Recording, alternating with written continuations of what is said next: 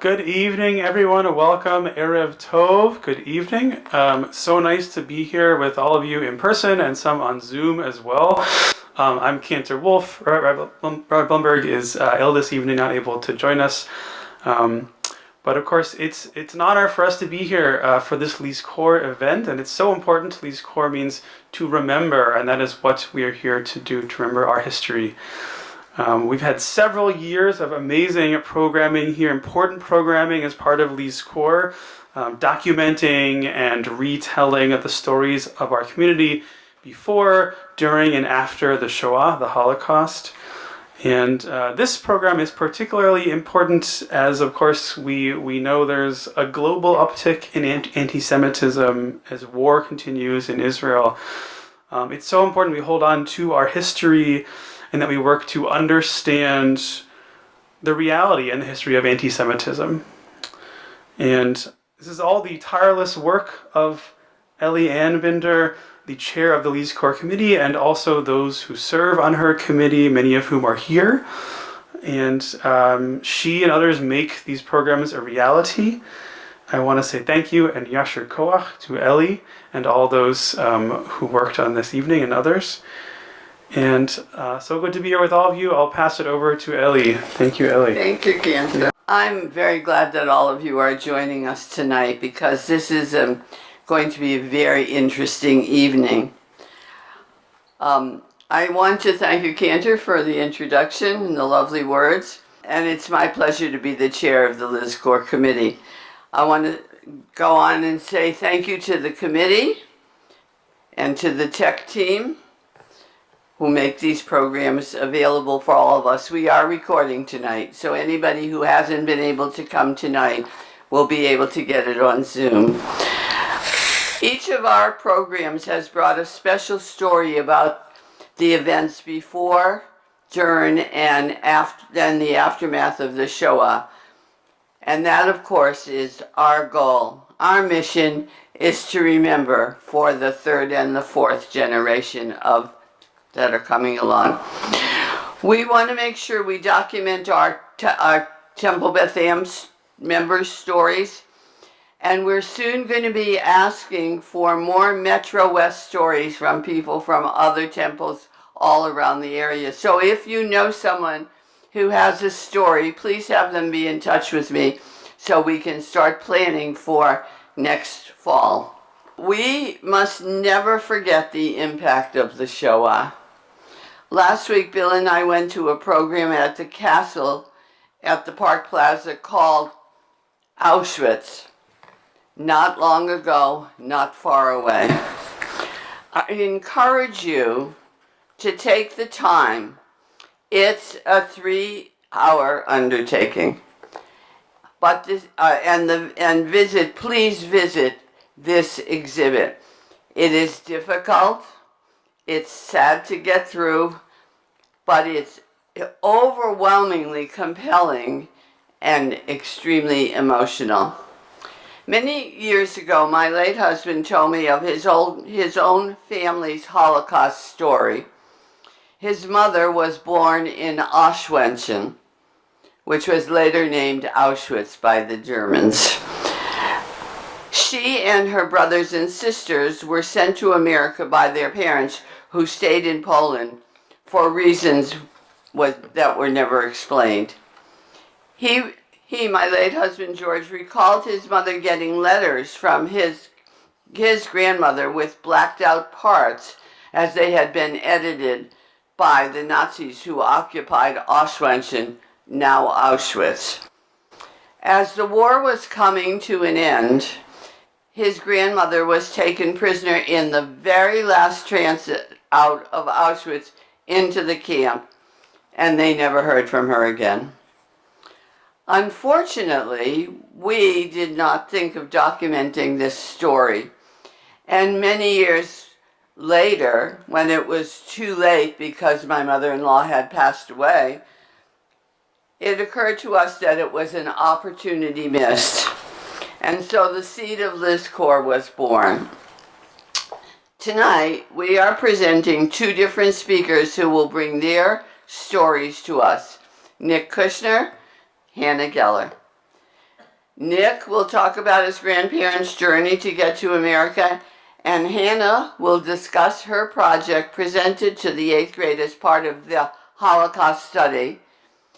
And I am so proud to let you know that she met Sylvia Gutman at our presentation several months ago, and she adopted Sylvia, and Sylvia adopted her, and she took that story. Well, I won't tell you anymore. Hannah will tell you. Anyway, we're glad to have you here, Sylvia, and we can't wait to hear the story. So now I'm going to stop talking and ask you all to please turn off your cell phones. We will have question and answer at the end of the program. And thank you so much again for joining us. I know it's going to be a wonderful evening. I'm happy now to present Nick Kushner, who's going to talk about Ashkenazis in the Caribbean. Thank you, Nick. This is a story about my father's parents, Shayna Winick and Meyer Kushner, and how they got to America from Poland. I had interviewed my grandma Shayna in 1987 to learn about her early life and our family history. The story highlights the antisemitism that predated the Holocaust and barriers to immigration. So this is a picture of my grandma on the left, Shayna Winick, and her mom Zelda, and then her sisters. It was a family of 5 sisters and 1 brother, but the brother's not shown here. He was older. And my grandma Shayna's father was Yussel Winick. So Zelda Winick, I'm going to refer to her as the Bubby. And my grandma, we always called her Grandma, Grandma Shayna. But her mother, Zelda, we always referred to as, she was the Bubby. She was a good-natured and generous woman with a deep devotion for the traditions of Judaism. She kept a kosher kitchen and observed the Sabbath. Yussel was a strict and proud man who always found ways to provide for his family. Yussel earned a living by selling peltzen, fur coats for peasants made from the domestic animals, and stibbles, boots, in a store he had in the marketplace. So this story starts in September of 1915. The Germans invaded Pinsk in World War I, which is currently in modern-day Belarus. So I showed you a little graphic there, a little map there for Pinsk. The war put a stop to all business activity in Pinsk. Yussel, along with everyone else, was out of work. Food became scarce, if not existent at times. I would cry myself to sleep just for a piece of bread, said Shayna. One day before, both Shayna and her brother Phil fought over a piece of bread that they had found in the yard. Bubby, Zelda, tried to get food but couldn't always find it. She, along with other desperate people, would sometimes wait outside German kitchens, hoping to collect potato peelings that were discarded. After bringing these home, they were scrubbed, washed, and quickly cooked. That was like a holiday, said Shayna.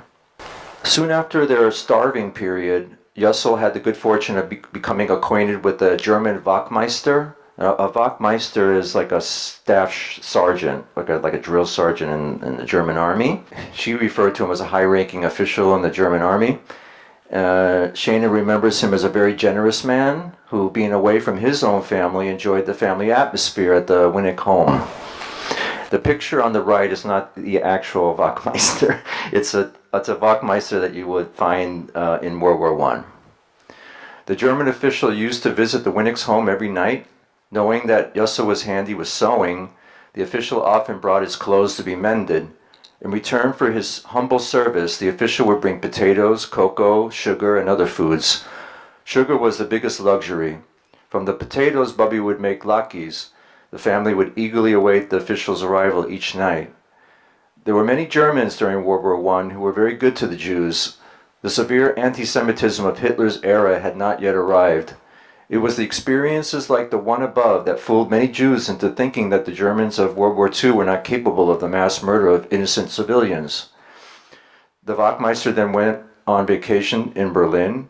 Before leaving, he asked Bubby what she wanted him to bring back from Berlin. After 2 weeks, the official brought back 3 sweaters: a coat sweater, a 3/4 sweater.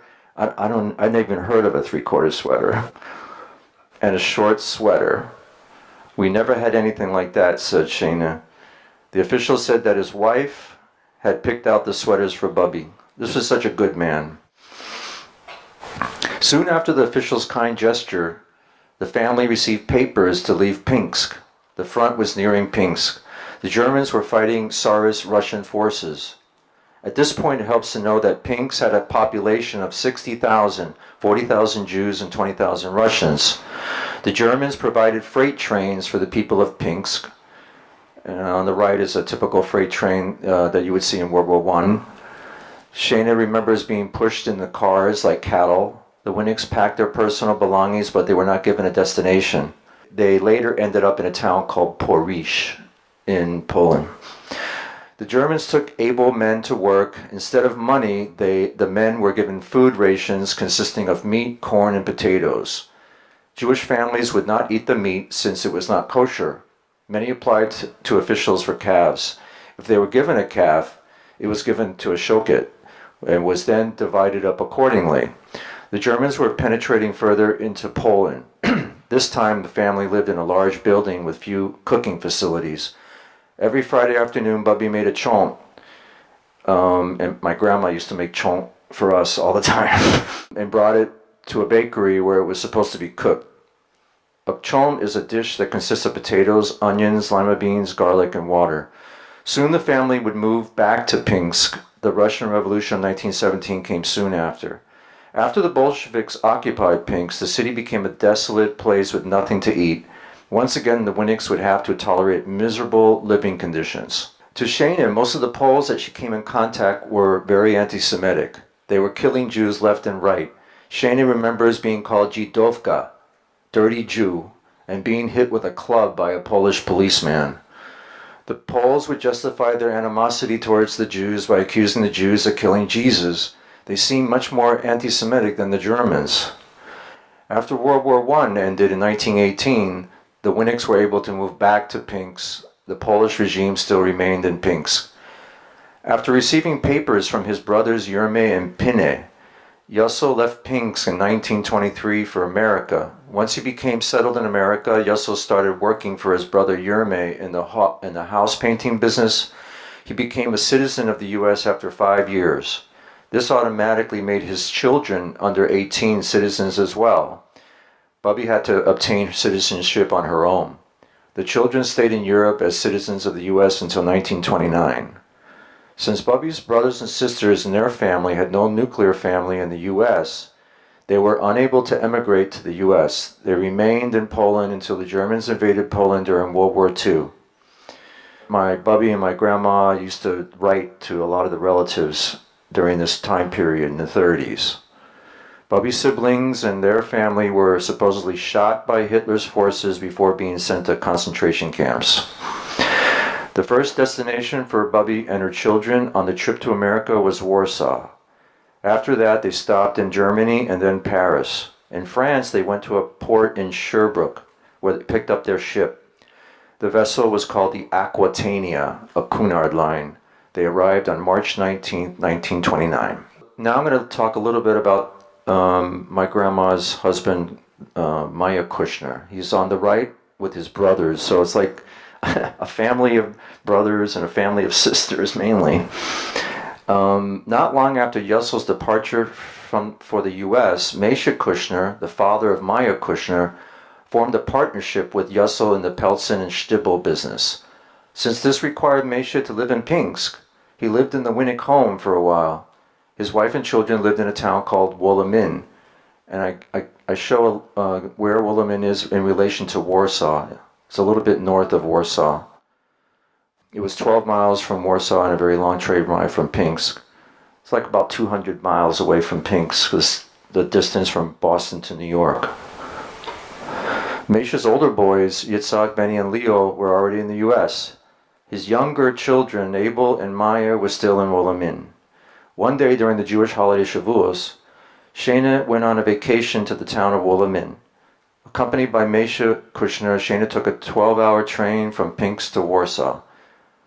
It's hard for me to understand how that could be 12 hours to go 200 miles. And maybe it seemed like 12 hours to my grandma. Meisha remained in Wolomin for only 5 days before leaving for Pinsk. Shayna stayed for the rest of the summer at the Kushner's home. One day, Shayna needed some new reading glasses. Meyer took her to Warsaw. He was a big shot, said Shayna with an amorous look in her eyes.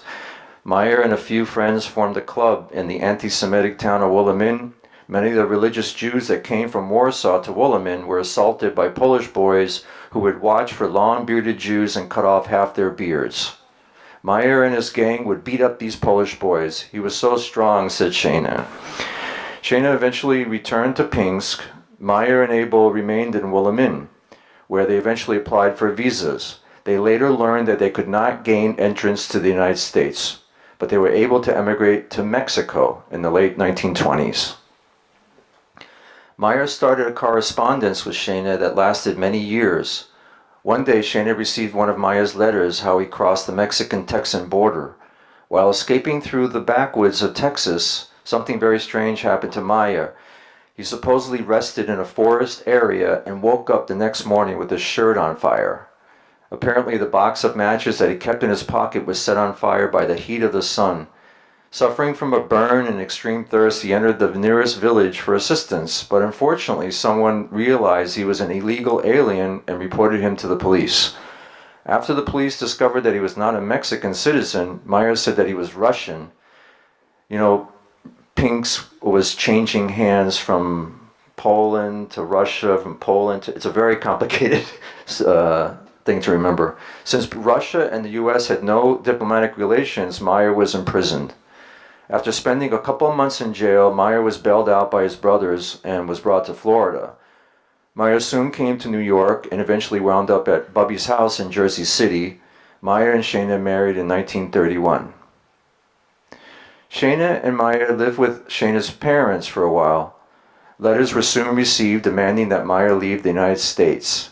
The letters that Meyer received threatened that if he did not leave on his own, the U.S. would deport him and he would never allow him to return. I'll talk a little bit about the 1924 Immigration Act. In 1924, the United States Congress passed the Johnson-Reed Act, revising American immigration laws around individuals' national origins. The act set quotas, a specific number of visas available each year for each country. The quotas, inspired in part by American proponents of eugenics, were calculated to privilege desirable immigrants from Northern and Western Europe. They limited immigrants considered less racially desirable, including Southern and Eastern European Jews. Many people born in Asia and Africa were altogether barred from immigrating to the United States, entirely on racial grounds. A lot of people don't even know that. The United States had no refugee policy, and American immigration laws were neither revised nor adjusted between 1933 and 1941. The Johnson-Reed Act remained in place until 1965. Meyer sought refuge with HIAS, Hebrew Immigrant Aid Society, an organization that served the needs of Jewish immigrants. This brought him to Canada, where he got in touch with his old friends from Europe, the Liebermans. And I think Canada was a safe haven away from the United States, so they wouldn't lock him up. They invited Meyer to stay with them. After contacting HIAS, he was told that his visa would be ready in 1 week. It took 2 months. Meyer called Shayna and told her to come with their son Erwin, my father, to Canada. During the 2 months in Canada, Meyer was told many times to return to Poland, but he refused. He went to HIAS every day. He eventually got his visa. Meyer, who was living in Weehawken, New Jersey in the 1950s with Shayna, their son Erwin and daughter Sandra, worked for his brother Abel, who still lived in Mexico. Abel decided to stay in Mexico. He was like the black sheep of the family. Abel had a wholesale hardware business in Mexico, and Meyer helped with the business by buying merchandise from factories in the Northeast, but he wasn't paid well by his own brother, Abel. Meyer opened a retail hardware store in New Jersey, but this venture was not successful. Meyer was then advised by some of the hardware factory people that he once done business with to move to Puerto Rico, since there were opportunities for him to open a wholesale hardware business store on the island. Since Meyer already spoke Spanish from his years living in Mexico, this idea seemed very good. And my grandma didn't want to go to Miami. That was the other possibility, to go to Miami, but she didn't like Miami because it was too humid.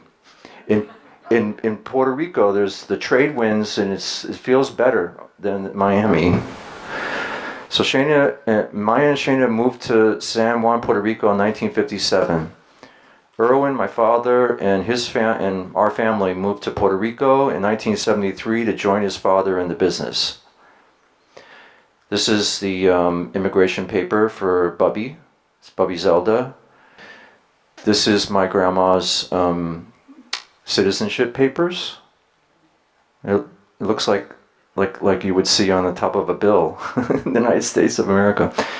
Next one is Meyer Kushner's citizenship paper. He became a citizen in 1941. And this is a picture of my father, Irwin, with what we always called the Alta Babe. Zelda had a grandmother. Can you believe it? That's my father's great-great-grandmother. In 1937, she was 110. And I don't know how she got to the States. I don't know. And if there's time, we can play maybe the Yiddish song that my grandma sang to Hannah, who's here. Around the corner. Yes, that's your uncle. That unser Worten, Blumen ist voran. Wir werfen alle Sorten, euch Kleiden dann. A Reisele, a Gleckele, und die Blume voran. Voll Henne, a Blumenkranz, will mir flechten dann. Hennele, Hennele, sage du bist schön. Hennele, Hennele, lass mir tanzen gehen.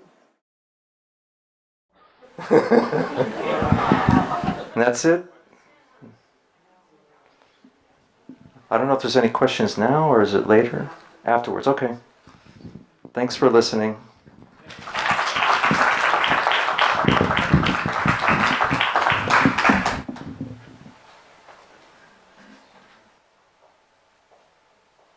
Okay, so, whoops.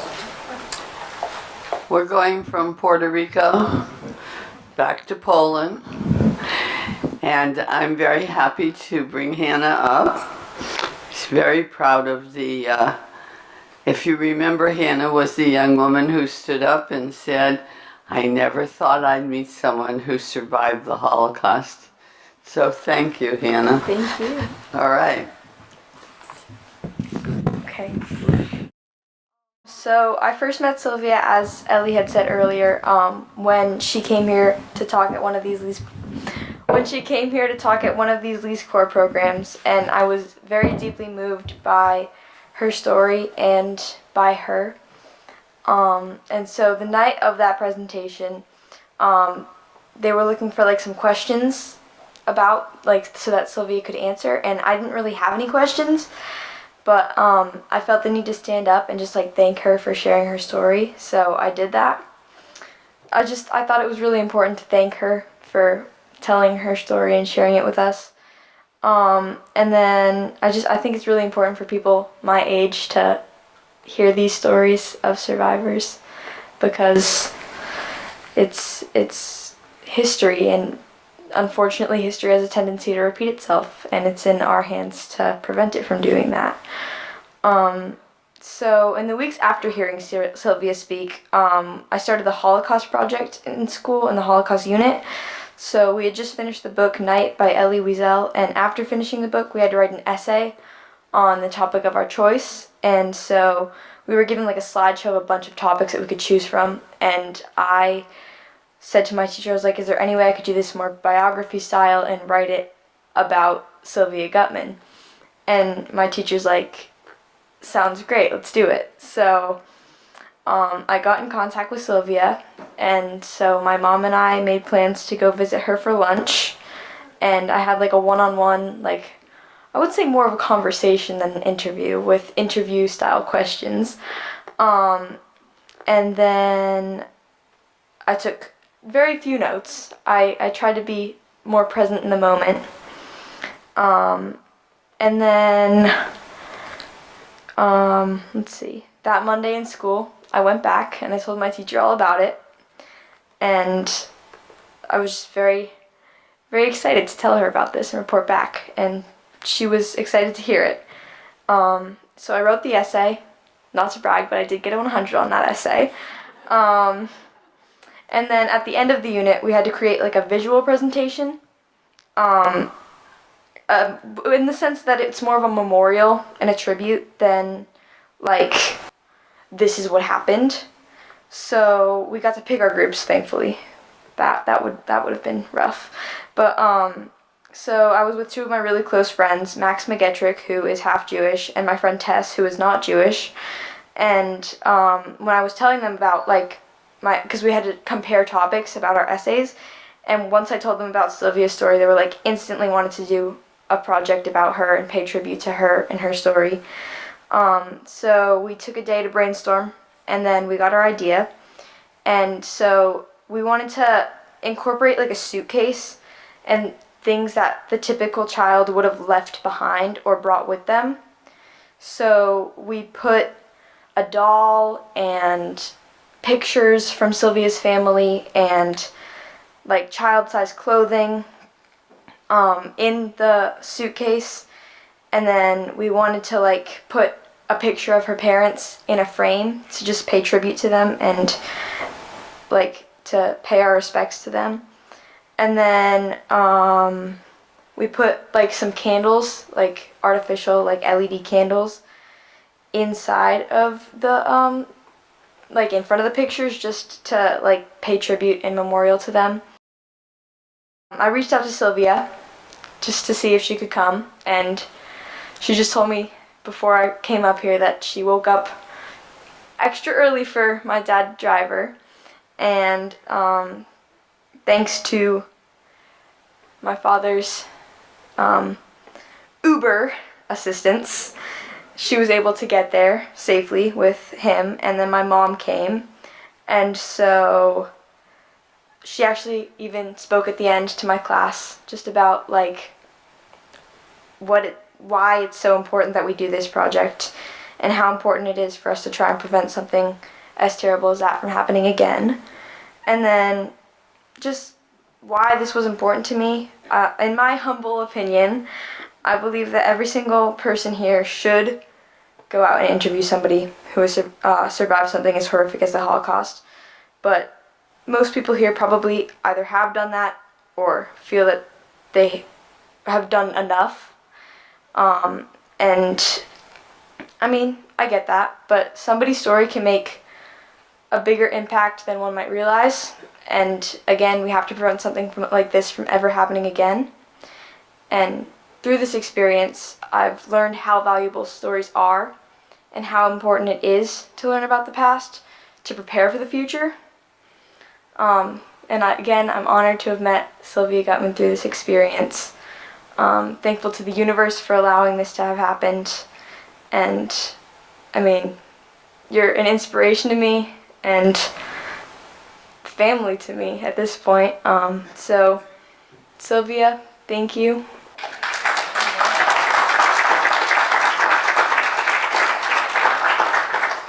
Well, as you can see, I can't stop smiling because this is the mission. This is the mission right here. The third and fourth generations should meet people who, like Sylvia, came through the worst part of their lives to come out on the other side with the inspiration to inspire an 8th grader. I'm just totally and completely overwhelmed. And so I guess at this point I should walk around with the microphone if I remember how Bill told me to put it on. Sylvia, would you like to say hello? Okay. I knew you would. Say hello to everyone. Remember you told me the goal was to get the kids? We did it. You did it. That was my goal, yeah. So, I want to acknowledge the courage. Hannah, you are my hope. I know you will put love in the world. I know you will do amazing things. And when I grow up, I want to be like you. Good job, Sylvia. It is important that we talk about the past, because when we don't, there's no future. So it hurts my soul that so many people have not talked about their experience during the Shoah. And that could have been a gift for both the listener and the teller.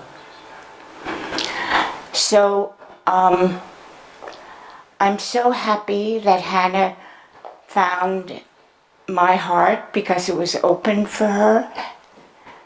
And I am so grateful that you've come into my life, and for your mom, Andrea's loaves that I love, hint, hint, and Grandma's cheesecake, cherry cheesecake. Yes. And you know the way to a woman's heart, right? So thank you for coming here. She's an incredible human being. She's a lovely human being, but you're not so bad yourself. And thank you to my book club friends and my friend and my Schumann House friend, Sue. And thank you all for coming. For Hannah. It will not happen again. We can never let it happen again. Never. Never. So, Nick, I have a question for you. You grew up where? I was born in Downey, California, and then lived in Southern California for the first 12 years. My father had to relocate to Puerto Rico to join his father in the wholesale hardware business. So the whole family moved to San Juan, Puerto Rico in 1973. It was a big culture shock. There was no American television, no American radio. Had to learn a new language, and it was not a normal experience. All the grandparents at that point were living in one building. It's good and bad. Yeah, that's where I grew up, and my formative years in Puerto Rico, and then I came to Massachusetts only because I attended Brandeis University, where I met Merle, and I stayed in this area. That was good. Yeah. But do you speak Spanish? Sí. Claro que sí. Quiero que yo hable más. No, that's okay. Okay. I don't. Okay. Although your neighbors across the street do. It was a strange thing for being a Jew in Puerto Rico. We lived near a very good school, and we wanted to go to the school where the other Americans went. But my father said, "Oh, I want you to go to the best school," and it was a Catholic school. So we went to a Catholic school. I was the only Jew in the entire school, for the most part. And it was interesting to get that kind of perspective. I think it was actually a better thing for me to go to that school than to remain in California and go to the Fakakta school that they had there.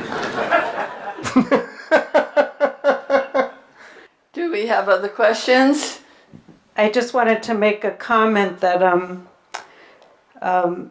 Nick had so many details about the family story because he interviewed Razor, and that's, I guess, the message, whether your family is a survivor of some atrocity or not. While you have the opportunity, I encourage you to interview the people in your family.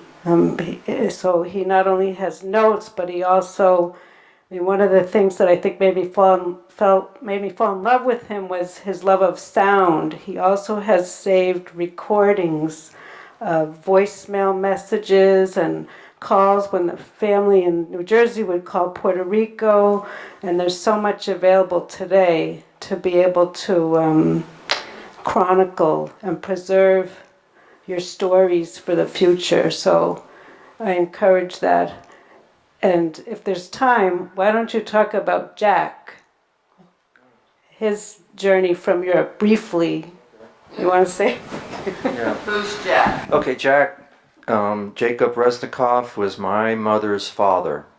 So my mother's father also has quite a story coming to this country.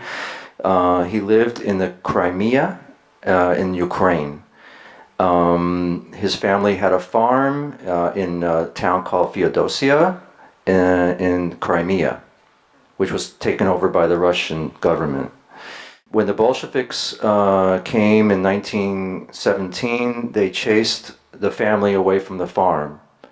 Obviously, they tried to get anybody who was a private business owner. So my family was forced to flee from their property, and my grandfather Jack Resnikoff and his brother Irving ended up like going on this boat over the Black Sea, and it was a harrowing experience for them to sail on the Black Sea. They almost didn't make it. There were a lot of storms, and they eventually made it to Constantinople, which is Istanbul in Turkey. And so they both learned how to speak Turkish. And from there, they ended up like going to Algiers, and they took a boat from Algiers to New York. But they grew up in the Bronx, New York. My mother was from the Bronx. And when my father took an engineering job in California, they came along to the Southern California. So, and then they also came to Puerto Rico. So it's quite an interesting journey. There was a lot of traveling, and I learned a lot of things from my grandfather, Jack. And my son was named after Jack, Jacob. The survival is astounding to me. That what people did to stay alive is amazing. Questions? Oh, Sylvia, hi.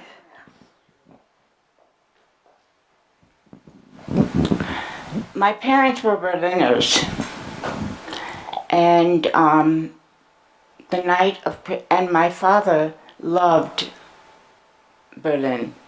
It was a huge Jewish community. And when Hitler started his campaign... Can you hear her? Okay. When Hitler started his campaign, it's interesting, and all the stories of the first 7 years, I don't remember the first 7 years, between hiding and rescue and blah blah, but my sister Rita always told me, because she was born in Berlin, I was born in Antwerp in hiding, that when Hitler started campaigning, at some point my father said, "Oh, he's a clown. This is just rhetoric. We are sophisticated. We are German Jews." But that was wrong, because they were actually Jews in Germany. And after Kristallnacht, the night after Kristallnacht, my father they fled.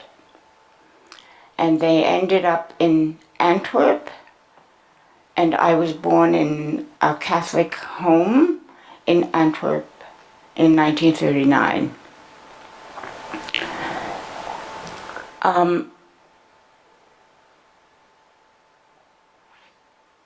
My rescue story, well, you just have to buy the book.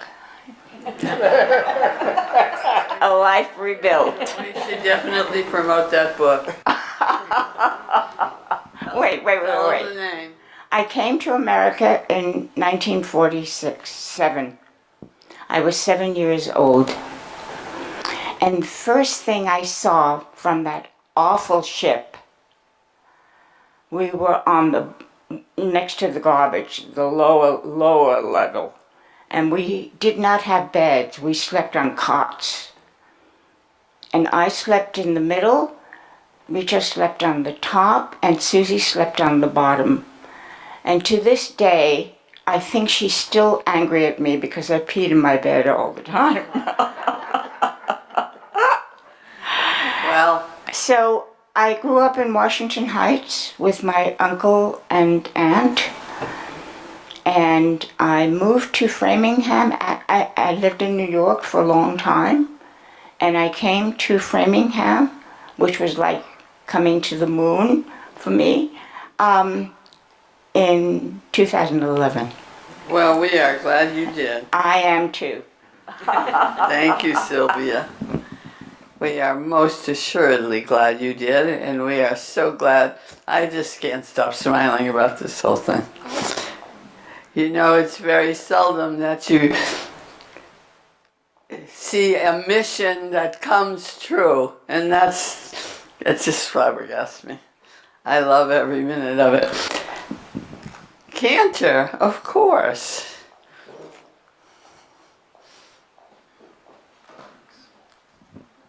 Thank you so much, Nick and Hannah and Sylvia. Hannah, I want to ask you a question. So, you told us about how you told some of your friends, not all of whom were Jewish, about your interview with Sylvia, and I presume not all the kids in your class learning about the Holocaust were Jewish. So I'm curious, what kind of things did your friends say to you when you explained what you're doing with Hannah or with Sylvia? You said they were like, "Yeah, let's do it." I'm just curious, like what did you hear from them? The other kids in your class too. When I told my friends, I was just like, I kind of just told them what her story is. I was like, so Sylvia, I told them pretty much what she just told all of us, and then plus a little bit more from one of the first LIZKORs that I came to here. And then they were just like, yeah, let's do it. Like I didn't really have to say much for them to get on board with it. And then when Sylvia came, you went around and you saw some of the other projects. And my friends after came up to me who were in different groups, and they were like, it's just amazing that it's terrifying, but amazing that a person would even have to live through something like this. And it's just amazing that she's here today to even tell us about it.